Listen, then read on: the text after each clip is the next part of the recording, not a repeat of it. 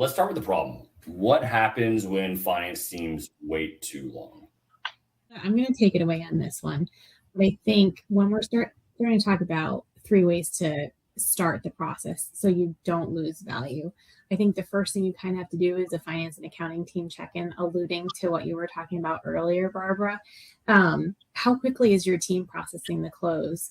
I know it sounds like a simple question, but a lot of companies, when we're talking to them, we have a 20-day close. We have a 25-day close. When you're looking at being acquired or selling your business, most of those companies looking at you are looking for a faster close. They're looking for speed to results.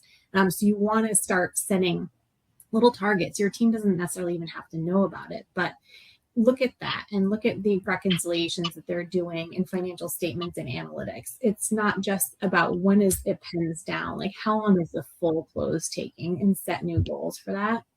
Have you ever been audited? If you haven't, raise your hand and have an expert come in and take a look at your financials and evaluate your team's processes. If you have not had that done, now is the time to do that. You want to gauge the efficiency of your team and their capacity, because it's going to help you determine if they have the capacity to get through the transaction with or without additional help.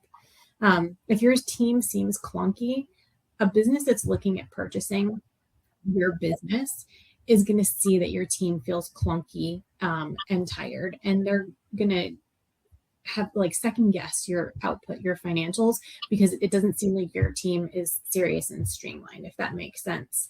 And then, is your team being developed? Are you challenging them to use AI? Are you challenging them to, improve their own processes? What are they bringing to you to improve the current state of the business? And then pivoting from that to the operations team check-in. Do we have standard operating procedures documented? Are they engaged, and do they understand their impact on the business? Have you ever done a full P&L review with your operations team so that they understand how they impact that business? A lot of when you're selling the business, it's not just about the financials, you're selling your team as well. And if your team isn't bought into the business and they don't have that ownership and they don't have the empowerment to feel like an owner of the business, then it makes your business a little bit less palatable too.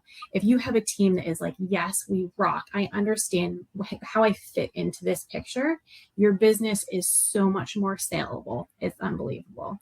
And then think too about team misalignment. If you think for a hot second that your team is not talking about the future of your business, you are sorely mistaken. I've been in public and I've been in private. I've been in a highly acquisitive business and I've been in the private side. If you think that your employees, even from transactional all the way up to C-suite, are not talking about the future of your business, they are. It doesn't come up every single day, but when they see you in the hallway, they may be like, oh, I wonder when he's going to retire. Oh, I wonder when she might sell. We've been doing really good. We're poised for sale. I wonder. So they are talking about it and being open and honest with your team about your plans for the future of the business.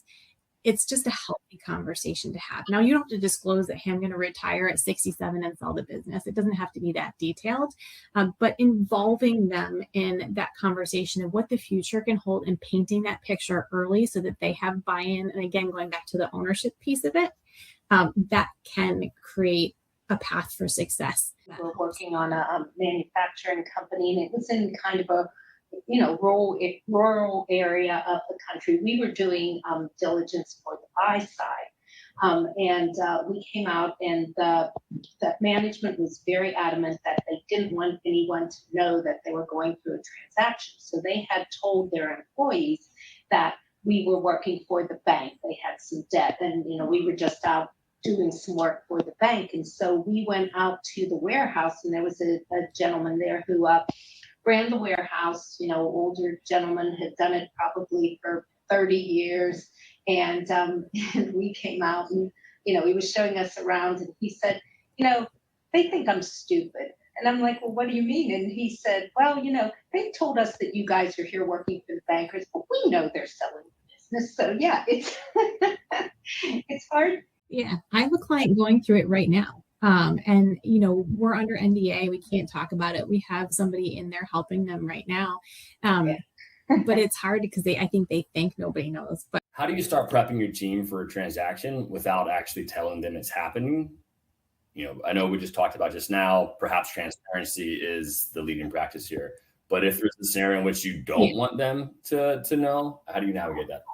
So for me, just putting my controller CFO hat back on, it's starting out the year. And I know we always have targets for the year and goals that we want to achieve, but getting more serious about it.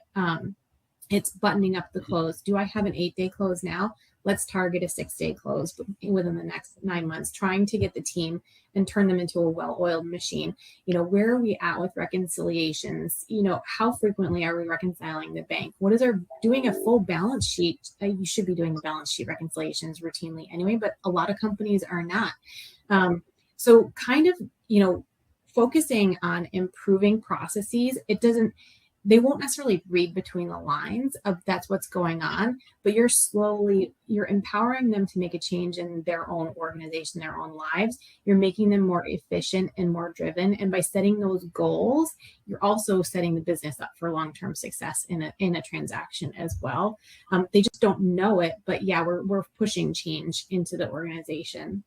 I think some of it too is, evaluate the systems you're in. Do you need to go to RFP? For a new ERP, for new AP software, for new corporate credit card partner, going through that and involving your team in that. I know it sounds crazy, but the more that you create change and change becomes routine, they become more comfortable with it. And so when something like this starts, they're more comfortable already, going through change and being involved in that process. And it's a little bit less daunting because humans are naturally change adverse for the most part. I'm not, I love it, but most humans are change adverse. So you're ultimately going to have some really intelligent employees and employees that have had the experience of transacting in the past. There's going to be some pattern recognition there. So even though you're not telling them, they're going to carry the two pretty easily and be like, oh, well, we're poised for transaction. And then these things are happening. And then that's where the leaks come out and people start to speculate.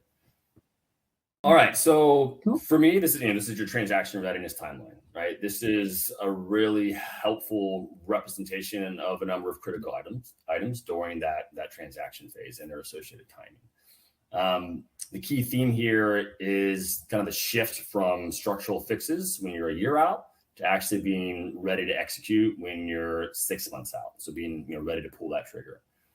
There are a couple items that jump off the page for me, and they're all in the 6 month out phase.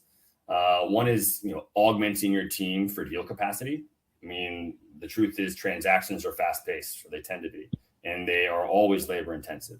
So kind of augmenting and supplementing that existing team can provide a couple of things. It can provide expertise, right? But it also prevents your full-time folks from getting burnt out or even worse, right? Burnt out is bad, but what about neglecting their daily business operations due just simply to a lack of time, right? You don't want to do that. And then two, always going back to the deal structure, is deal structure review. So I've actually personally been a part of deals that have fallen through at the table the day of signatures, right? And that was because the deal structure had not been ironed out, and everyone kept saying, hey, we're confident that we'll find common ground.